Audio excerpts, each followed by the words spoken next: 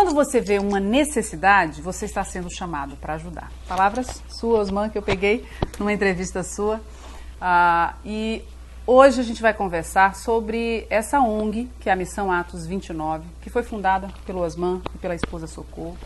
E em 2012, quando eles visitaram Moçambique, eles perceberam que havia um completo vazio de educação, de alimentos, de água e de fé.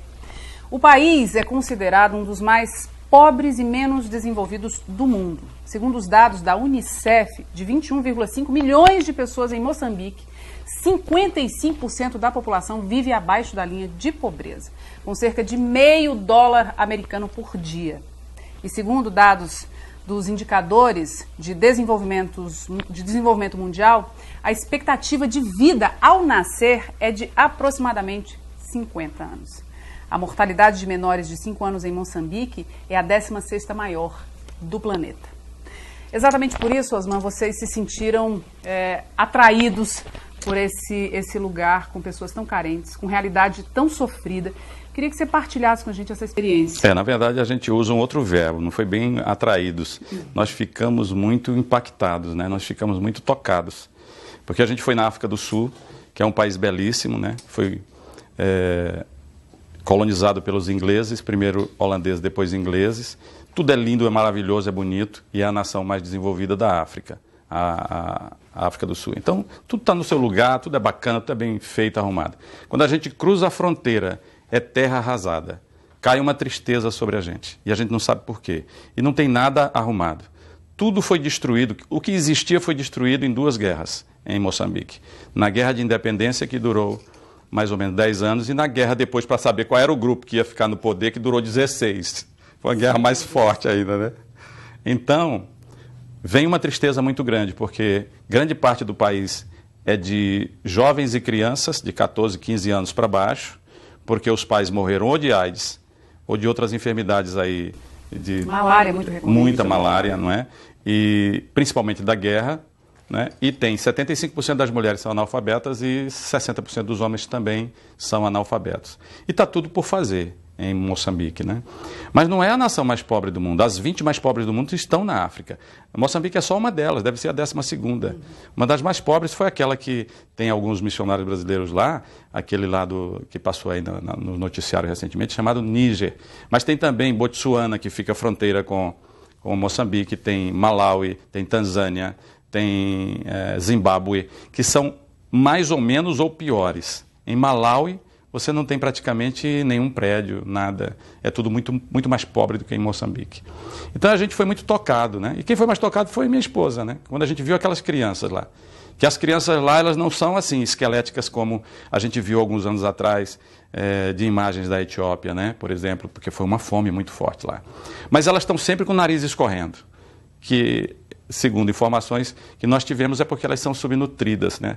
Então, parece que elas estão o tempo inteiro gripadas. E não é gripe, não é?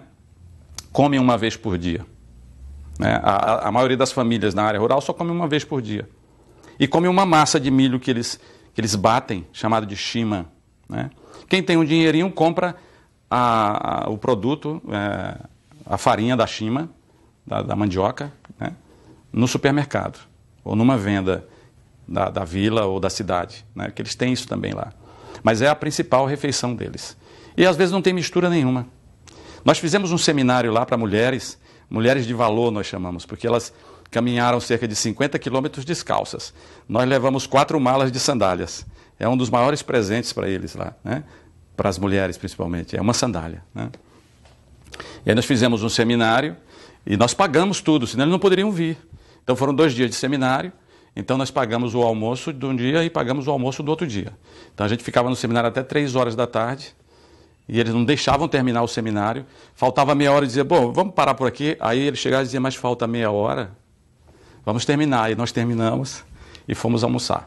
No primeiro dia a gente comprou frango, que muita gente não pode comprar. Então nós compramos e eles prepararam. Então quem preparou, várias mulheres prepararam aquele frango lá, assado. Eles partiram em 4. A gente parte um frango em muitos pedaços. Nós partimos em 4. E arroz, muito arroz. Eles enchiam o prato. aquele prato de esmalte, de arroz e um pedaço grande de frango. Eles comeram ali numa alegria muito grande. Então, muitos deles levam 6 meses para comer um frango, para ter condições de comprar um frango. Então, foi essa a realidade que nós vimos lá. Um dos líderes lá da igreja, Assembleia de Deus, que estava com a gente no seminário, no outro dia nós comemos macarrão com carne moída, como nós temos aqui, que é uma comidinha bem fácil, bem rápida, bem gostosinha, né? E ele comeu. Eu disse, e aí, pastor, o senhor gostou da comida? Ele disse, que maravilha. Eu nunca tinha comido macarrão na minha vida. De quantos anos o senhor tem, pastor? Ele disse, tenho 60. Meu Deus. Ele nunca tinha comido macarrão, aquele macarrãozinho que ele fica inchadinho, que você pode mastigar, né? Então, a gente percebeu aquilo, a gente viu aquela realidade. E a gente foi lá para cavar 2 poços de água, porque o que nos chamou a atenção para a África, para aquela região, foi a carência de água potável na superfície, né? E a gente aqui tem tanta água, né? E nós fomos. Chegamos lá, nós conseguimos cavar esses 2 poços, e esses 2 poços foram entregues à comunidade, e eles estão atendendo cerca de 398 famílias, eles colocam isso no contrato, porque é uma instituição americana que faz lá, uma missão americana que fez, que cavou. A água está a 80, a 100 metros de profundidade, e em cima tem uma bomba manual, até uma criança pode movimentá-la e tirar aquela água, e funciona ali dia e noite, filas e filas e filas de gente com baldes, de todas as formas e tamanhos, principalmente as mulheres, né? E um ano depois nós voltamos lá, e provamos aquela água, porque nós contratamos, começou a fazer o trabalho e nós voltamos, né? Então eles têm uma carência muito grande de muitas coisas. Mas o mais importante realmente, a gente sabe, né? É de conhecer essa mensagem, que é a grande notícia, a grande mensagem, que são as boas novas do Evangelho de Jesus. Mas quando você chega lá, você vê que você precisa fazer mais coisas, não pode ser só isso. Então tivemos que ver a questão dos poços, e aí nós trabalhamos também com eles na educação lá, porque não tem educação, o Estado não consegue chegar, não tem a questão da saúde também. Então nós já adotamos as crianças lá, e eram poucas crianças numa região lá, tinha lá uma base de uma missão sul-africana, nós fizemos uma parceria e começamos com 30 crianças e já chegamos a 120 crianças lá. Tem 2 anos e meio já nesse projeto, em que a gente dá a parte da educação, né, dá princípios, valores, higiene e também alimentação, uma vez por dia. Muitas daquelas crianças só têm esta alimentação lá na pré-escola, porque elas não têm às vezes em casa. Porque a maioria dos homens que tem lá em Moçambique, eles vão para outra nação, que é a África do Sul, procurar emprego. Não tem quase emprego. E deixam a esposa lá 1 ano. E toda vez que volta, ela fica grávida de mais um, né? Então a esposa fica com as crianças, com uma machamba, que é uma rocinha pertinho de casa. E elas trabalham muito. As mulheres trabalham mais que os homens lá. E mulher que carrega peso. E nós lá brasileiros, a gente carregava o peso para as mulheres ficavam espantadas e diziam assim, não deixe de fazer isso não, não deixe de fazer isso não. E as mulheres diziam, não, no Brasil não é assim não. No Brasil quem carrega peso é o homem. Elas ficavam espantadas, né? Na cultura delas. Então a gente viu essa necessidade, né? Então quando nós voltamos, pronto, a Socorro já não parava de chorar, acordava chorando todo dia pensando nas crianças. E nós começamos a perceber que nós tínhamos que fazer alguma coisa. Então sentimos isso no coração. E aí nós passamos algum tempo preparando, estudando, verificando o que nós deveríamos fazer, mas já sentimos que nós tínhamos que criar uma pessoa jurídica para poder buscar a ajuda de outras pessoas também. Porque como que nós poderíamos ajudar? Só eu e Socorro, por mais que a gente fizesse, né, eu sempre digo isso, a gente não ia fazer nada, ia ser muito pouco, né? Então, hoje nós conseguimos formar, chamamos líderes de várias igrejas, né, que estão sempre preocupados com essa área, né? E nós tivemos então de 14 denominações, igrejas diferentes, líderes, 54, e eles entenderam e nós fundamos a Missão Atos 29 em 2012, né?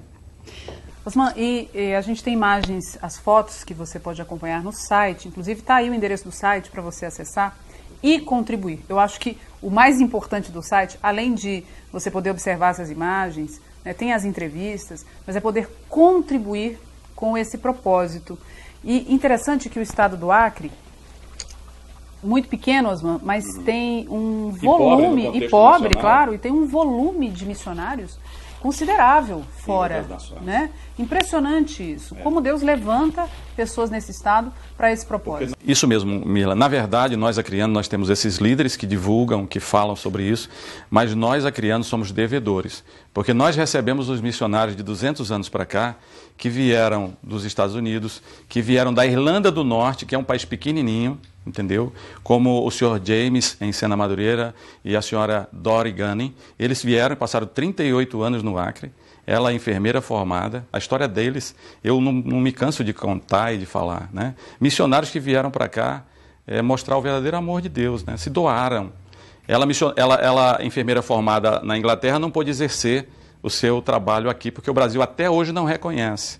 Então ela procurou, na nossa cultura, o que ela poderia fazer para ajudar esse povo. E ela descobriu que ela poderia ser parteira. Quer dizer, ela não podia ser enfermeira, mas podia ser médica, né? Ela pegou 500 crianças na região de Sena Madureira, que é o meu estado, a minha cidade, né? Minha cidade, no caso. 500 crianças. Anotou o nome de todas elas. E todo dia, 4 horas da manhã, ela estava orando pelos meus filhos. Ela chamava.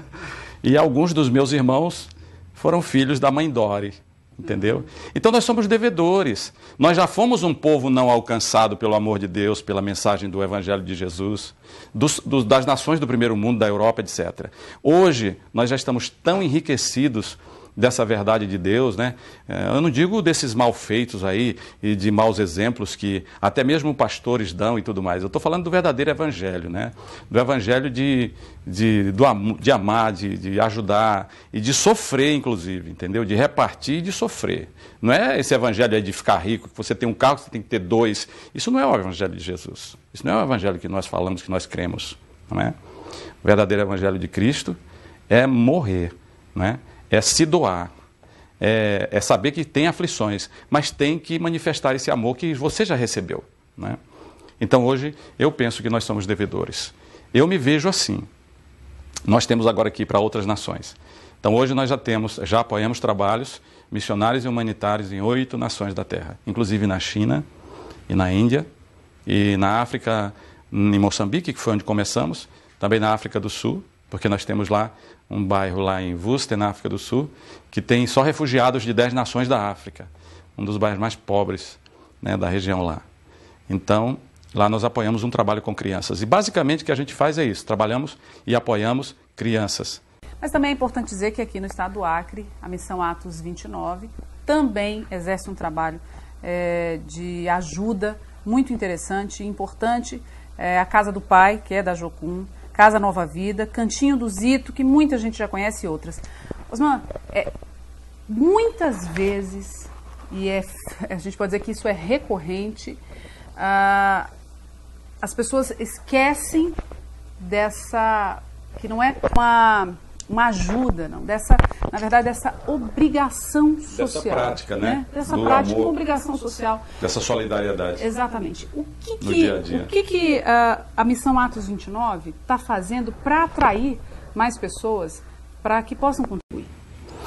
Mila, na verdade, qualquer pessoa pode contribuir. É claro, nós temos um site, né, missãoatos29.com.br, nós deixamos com para ficar mais simples, para ficar mais conhecido.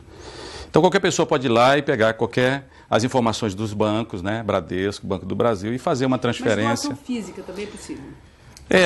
Não, a gente não recebe uma doação física propriamente. Na verdade, nós temos esse projeto, por exemplo, de alimentos para essas 8 casas de recuperação e abrigos aqui em Rio Branco, e temos uma parceria excepcional do nosso amigo Júlio, da JC Distribuidora, posso falar, né? Claro. JC Distribuidora, Alimentos Elisa. Ele nos ajuda, ele nos faz um preço de custo, nós pagamos só a metade, né? Então nós podemos apoiar dessa forma. Então parte disso aí, nós temos esse grande parceiro. E nós temos a parceria das igrejas cristãs, que nos apoiam, de pessoas, de pastores, de empresários. Nós temos um cofrinho de lata que já está bastante disseminado aqui na capital. Os supermercados todos estão nos apoiando, né? O supermercado Araújo, desde o início, né, foi o primeiro, né? Também o Pague Pouco, né, o Val Querendo e outros mais. Eu não sei nem se eu podia dizer esses nomes, mas pode, enfim, né? Vários empresários, anonimamente, têm este cofrinho no seu negócio. E muitas pessoas levam para casa. levam para casa. Nós temos escola aqui, nós temos uma escola aqui, que 130 crianças levaram um cofrinho e querem porque querem ajudar as criancinhas da África. E eu quero até colocar essa questão, né? Nós temos aplicado 100% desses recursos nos projetos da Missão Atos, que estão lá, com fotos e tudo mais, no site. E pelo nosso estatuto, nem diretores nem conselheiros podem receber nenhum tipo de honorários. Na verdade, nós pagamos para trabalhar, né? Nós temos 4 diretores, 3 conselheiros, né, e 54 associados fundadores. E nós temos aí gente do estado inteiro que está apoiando. Temos pessoas anônimas que dizem assim, olha, eu vou ajudar com tanto, não quero nem que diga meu nome, nem fale, mas tem ajudado de maneira muito fiel. Na verdade, nós pedimos a parceria das igrejas só uma oferta por ano, porque todas as igrejas têm as suas demandas, né? Eu já pastoreei a igreja e eu sei como é difícil, né? Se tem uma ou outra que tem um dinheirinho a mais, etc., né? A maioria das igrejas, quando fecha o mês, o pastor levanta as mãos para o céu e diz graças a Deus, né? Porque é aluguel, é honorário disso, daquilo, é luz, é tanta coisa, né? Então não é fácil. Mas a gente não quer ser pesado para ninguém. Por isso que a ideia dos cofrinhos, de você colocar lá uma moedinha, até uma criança pode fazer isso. E todas essas pessoas, que eu quero aqui desde já agradecer, de coração, né? Todos vocês estão nos ajudando a fazer essas coisas. Nós somos apenas esses administradores. E agora que está terminando o meu tempo de labor aí profissional, a gente vai se dedicar, e Socorro também, que já abriu mão do seu negócio profissional, nós vamos nos dedicar muito mais a expandir esse trabalho em muitos lugares, em muitas nações. No Nordeste. Inclusive no Nordeste. Já começamos a apoiar um trabalho, porque no interior do Nordeste tem uma África lá também. É verdade. Tem muita gente esquecida do resto do Brasil.